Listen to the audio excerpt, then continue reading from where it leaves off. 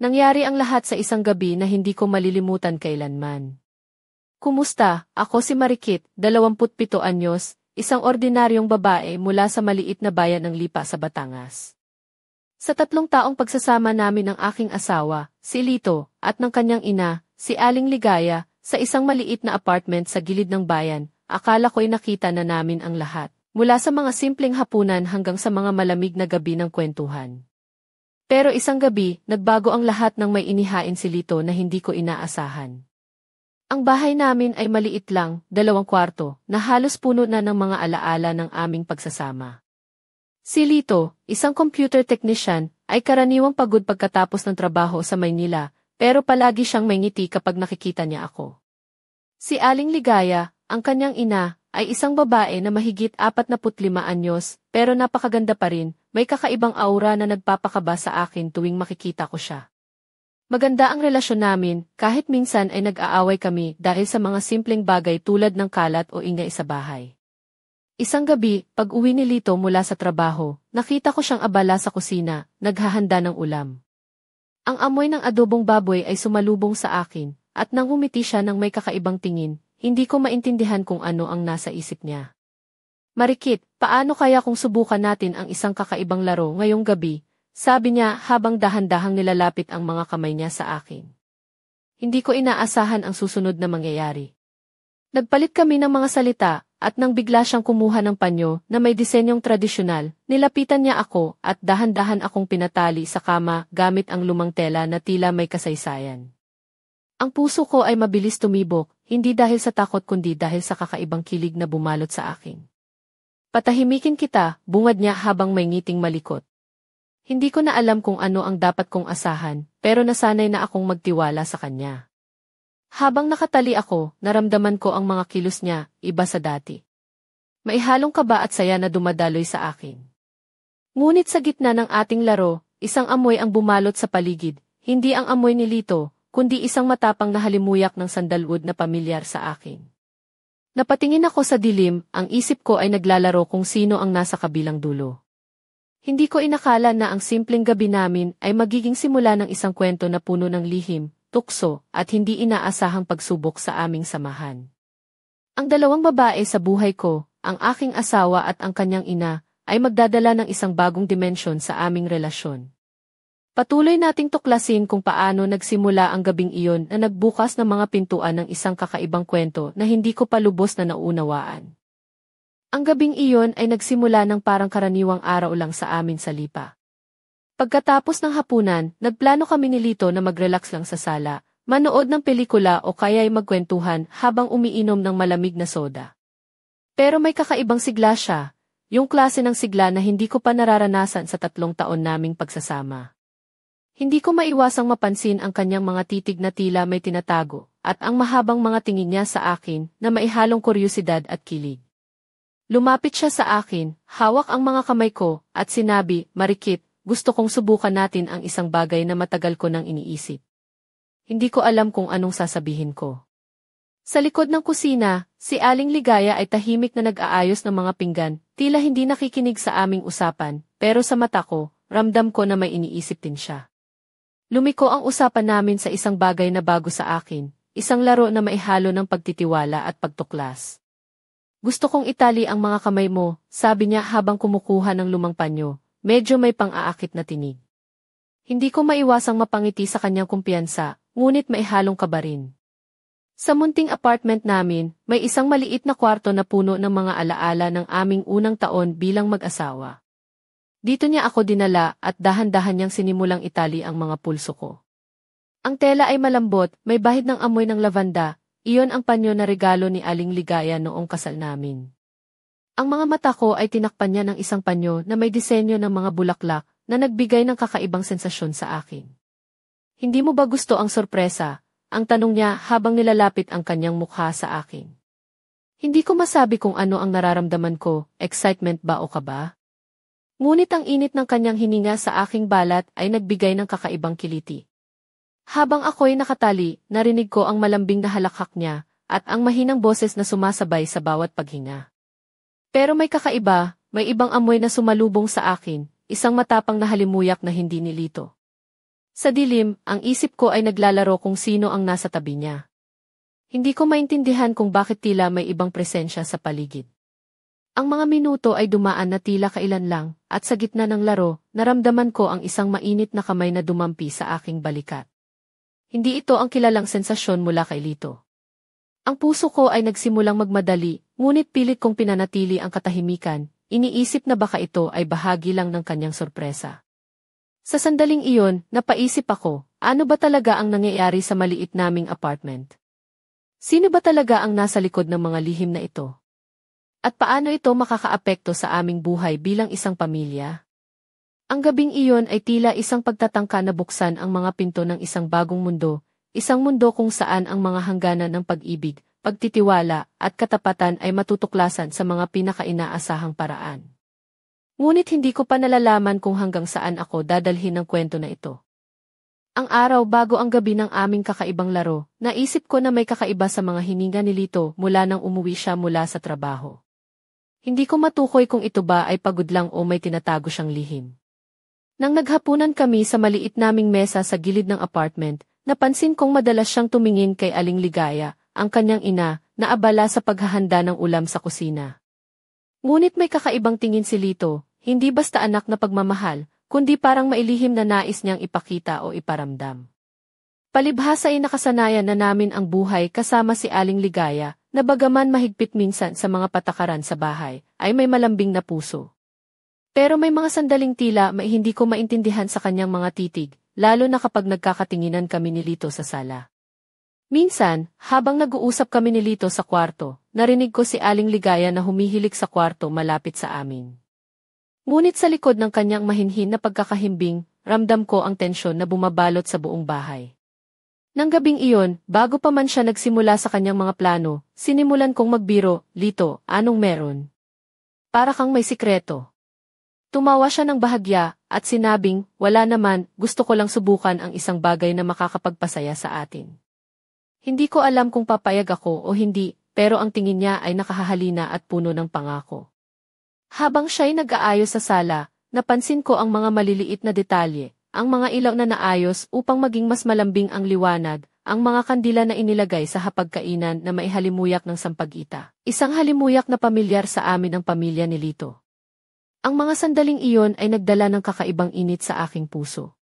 Gusto ko sanang sabihin na handa ako, ngunit maihalong kaba sa aking dibdib. Hindi ito basta laro lang, kundi tila isang pagsubok sa aming tiwala bilang mag-asawa at bilang pamilya. Ang tanong ko sa sarili ko ay, handa ba akong buksan ang pintuan ng mga lihim na matagal nang nakatago sa pagitan namin? Habang papalapit ang gabi, naramdaman ko ang pag-igting ng hangin sa maliit naming apartment. Ang mga tahimik na sandali ay nagiging mas makahulugan.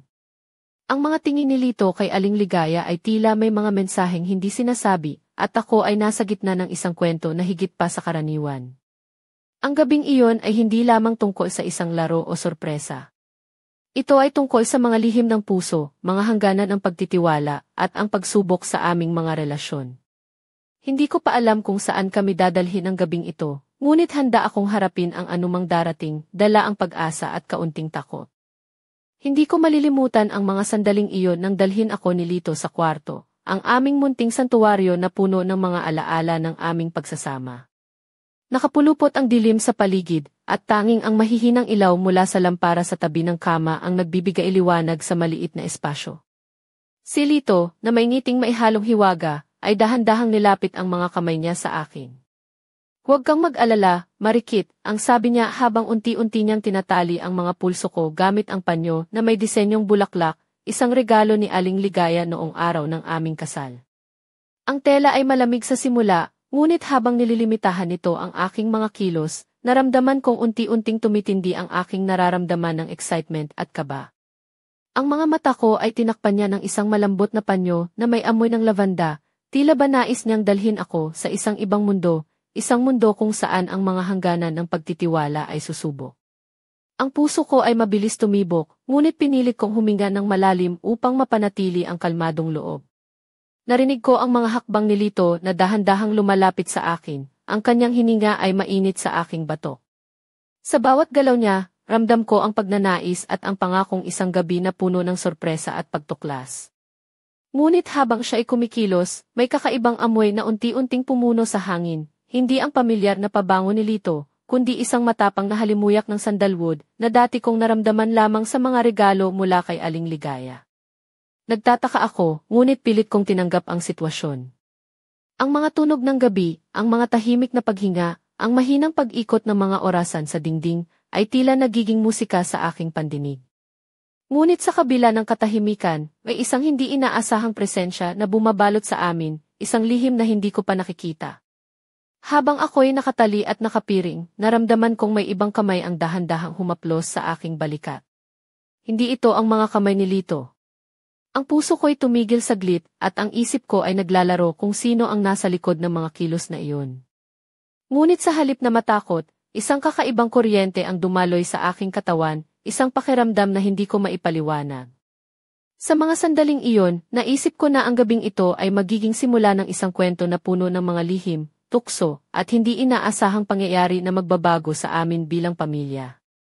Hindi ko pa alam kung saan hahantong ang mga pangyayaring ito, ngunit handa akong harapin ito, dala ang pag-asa at kaunting kaba sa puso.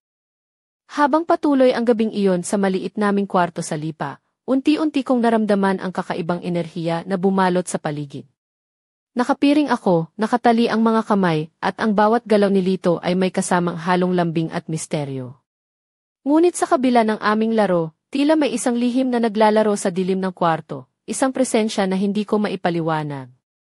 Biglang nawala si Lito sa aking paningin. Ang katahimikan ay nagmistulang mabigat, at ang amoy ng sandalwood ay mas lumakas. Hindi ko na maitago ang pagkabigla ng maramdaman kong may bagong paghipo, mas matapang, mas malambing, at mas puno ng pagnanasa kaysa sa dati. Ang tinig na mahina at malambing ay nagsimulang umalinggaw sa aking tenga, ngunit alam ko, hindi iyon si Lito. Nang buksan ko ang mga mata ko, unti-unti kong nakita ang anino ng isang babae. Hindi siya si Marikit, hindi rin si Lito. Ang kanyang anyo ay pamilyar, si Aling Ligaya, ang biyenan ko, na nakasuot ng isang itim na pambahay na may delikadong lace sa mga gilid.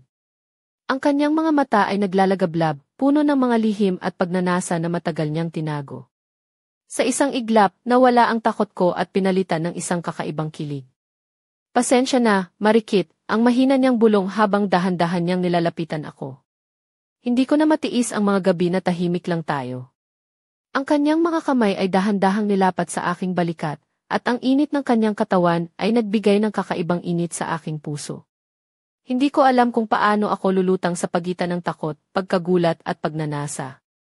Ang tatlong tao sa maliit na kwarto, ako, ang aking asawa, at ang biyenan ko, ay tila nasa isang pelikula na hindi ko inaasahan na malalahukan. Ang mga hangganan ng aming relasyon ay unti-unting nagiging malabo, at ang bawat sandali ay puno ng tensyon at posibilidad.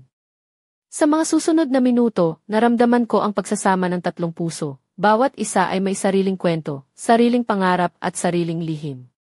Ang gabi na iyon ay nagsimula bilang isang laro, ngunit nagbukas ng pinto sa isang bagong mundo, isang mundo kung saan ang pagmamahal, tukso, at pagtitiwala ay nagtatagpo sa pinaka hindi inaasahang paraan. Hindi ko pa alam kung paano ito magtatapos, ngunit isang bagay ang sigurado, ang buhay namin ay hindi na magiging tulad ng dati. Ang mga lihim na ito ay magpapatuloy, at ako ihandang harapin ang bawat hamon na dala nito. Hindi ko inakalang darating ang gabing ito na magpapabago sa lahat ng akala kong alam ko sa buhay namin ni Lito. Habang nakatali pa rin ako at nakapiring, ang presensya ni Aling Ligaya sa kwarto ay nagdulot ng halo-halong damdamin sa akin, takot, pagkabigla, at isang hindi maipaliwanag na kilig na nagpapabilis ng tibok ng puso ko. Hindi ko maintindihan kung paano niya nagawa ang bagay na iyon ng lihim, ngunit ramdam ko na may mas malalim na dahilan sa likod nito. Nang bumalik si Lito sa kwarto, ang mga mata niya ay naglalarawan ng paghanga at pagka-curious sa nangyayari. Alam kong may naramdaman din siya, ngunit hindi niya ito inamin sa salita. Sa halip, pinili niyang yakapin kami pareho, na tila sinasabi na handa siyang harapin ang bagong dimensyon ng aming relasyon. Habang pinapalambot ng gabing iyon ang mga puso namin, naisip ko kung paano kaya namin haharapin ang mga susunod na araw. Paano kung malaman ng iba sa amin ang aming lihim? Paano kung mawala ang tiwala na matagal naming pinanday? At higit sa lahat, paano kung ang aming sariling takot ang maging hadlang sa pagtanggap sa mga bagong damdaming ito? Iniisip ko rin ang mga posibilidad ng pag-usad ng aming kwento. Paano kung ang gabing ito ay simula lang ng isang malalim na paglalakbay sa pagitan namin? Paano kung ang mga lihim na ito ay magdudulot ng mas matibay na samahan, o kaya naman ay pagkalito at sakit? Ngunit sa kabila ng lahat ng ito, hindi ko maiwasang maalala ang mga sandali ng init, ng pagtanggap, at ng kakaibang saya na nadarama ko sa presensya nila. Hindi ito basta laro lang, ito ay isang pagsubok sa aming pagtitiwala at pagmamahal sa isa't isa. Ang gabi ay nagpatuloy, puno ng mga bulong, halakhak, at mga sandaling hindi ko malilimutan. Ngunit sa puso ko, alam ko na maraming tanong ang kailangang sagutin. At ang sagot, marahil, ay nasa mga susunod na araw na puno ng pag-asa, pangamba at pag-ibig. Hindi ko inakala na sa loob ng ilang araw, ang buhay namin ni Lito at ni Aling Ligaya ay magbabago ng husto. Isang hapon, habang nagluluto ako sa kusina ng aming maliit na apartment sa Lipa, narinig ko ang mahinang pag-iyak mula sa kwarto. Nagdalawang isip akong lumapit, ngunit ang tinig na iyon ay hindi ko inaasahan, nahati ang puso ko nang marinig kong si Aling Ligaya ang umiiyak. Dahan-dahan akong pumasok sa kwarto at nakita ko siyang nakaupo sa gilid ng kama, hawak ang kanyang ulo sa mga kamay. Marikit, ang malambing niyang tawag na maihalong lungkot at pag-aalala. May gusto akong sabihin sa'yo, pero natatakot ako. Napailing ako sa kanyang mga salita. Hindi ko maintindihan kung ano ang nangyayari, ngunit ramdam ko na may malalim na sikreto siyang gustong ipagtapat. Nag-upo ako sa tabi niya, hawak ang kanyang kamay, at sinabing, sabi mo lang, Ligaya. Ano man yan, handa akong makinig. Nagtagal ang katahimikan bago niya sinimulang ilahad ang isang kwento na matagal niyang tinatago. Isang kwento tungkol sa kanyang mga nararamdaman, ang kanyang pagnanais na mapalapit sa amin ni Lito, at ang kanyang takot sa kung paano namin siya tatanggapin. Hindi ko maipaliwanag ang halo ng emosyon na dumaloy sa akin, pagkagulat, simpatya, at isang kakaibang pangunawa. Sa mga sandaling iyon, napagtanto ko na ang aming kwento ay hindi lamang tungkol sa isang gabi ng pagtuklas, kundi isang paglalakbay ng tatlong puso na naghahanap ng katotohanan at pagmamahal. Ngunit sa gitna ng aming pag-uusap, may narinig kaming yabag sa labas ng pintuan. Ang puso ko ay tumibok ng mas mabilis. Sino kaya iyon? May ibang tao ba sa aming buhay na malalaman ang aming lihim? O baka ito ang simula ng isang bagong kabanata na puno ng pagsubok? Ang gabi na iyon ay hindi lamang tungkol sa pagtanggap at pagtuklas, kundi tungkol din sa pagharap sa mga hindi inaasahang pangyayari.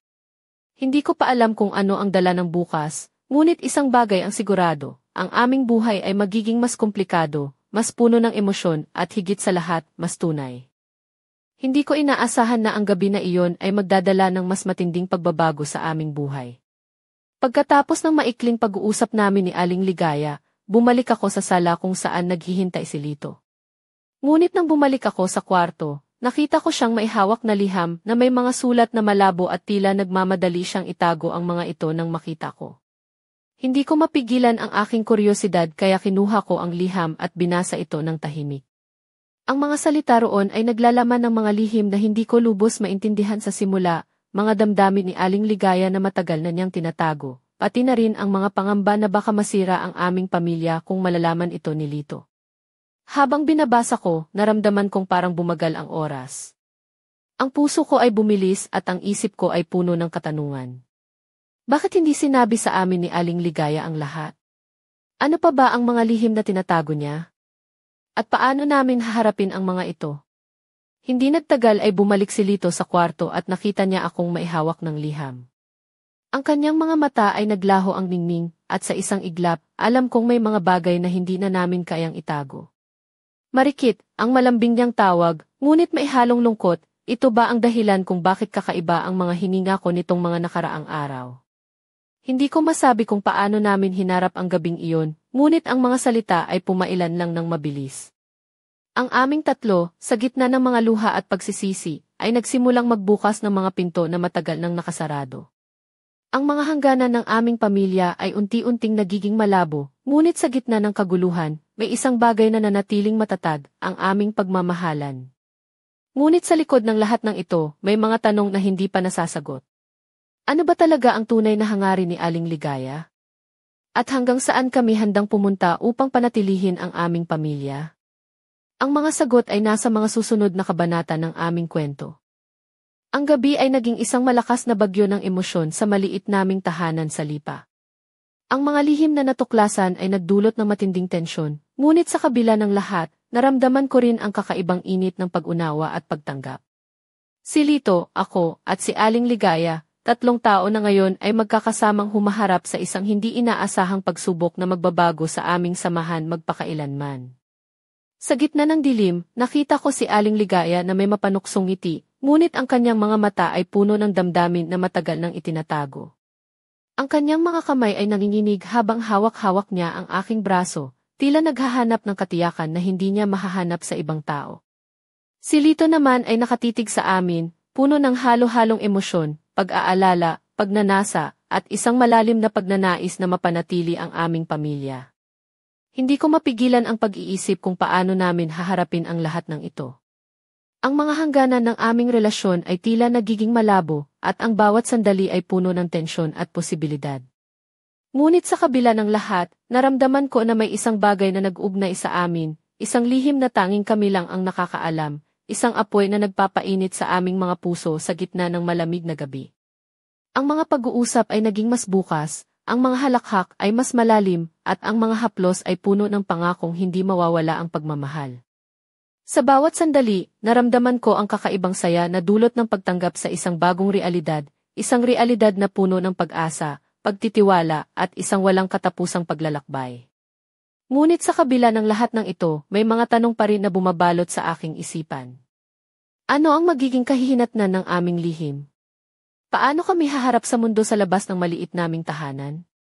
At higit sa lahat, hanggang saan kami handang pumunta upang panatilihin ang aming pamilya? Ang gabi ay nagtatapos, ngunit ang aming kwento ay patuloy na sumusulat ng mga pahina na puno ng pag-ibig, tukso, at mga lihim. At habang nakatitig ako sa dilim, alam kong ang susunod na kabanata ay magiging mas kapanapanabik kaysa sa lahat ng dati naming naranasan. Hindi ko malilimutan ang umagang iyon sa maliit naming apartment sa Lipa. Ang liwanag ng araw ay dahan-dahang pumapasok sa bintana, nagpapainit sa mga kutson at sa amin na 3, ako, si Lito, at si Aling Ligaya, na magkahawak kamay habang nakahiga sa gitna ng malawak na kama. Sa kaliwa ko ay si Lito, ang aking asawa, at sa kanan naman ay ang biyenan ko, na tila laging parang isang matalik na kaibigan kaysa isang estrangherong nakatira sa bahay namin.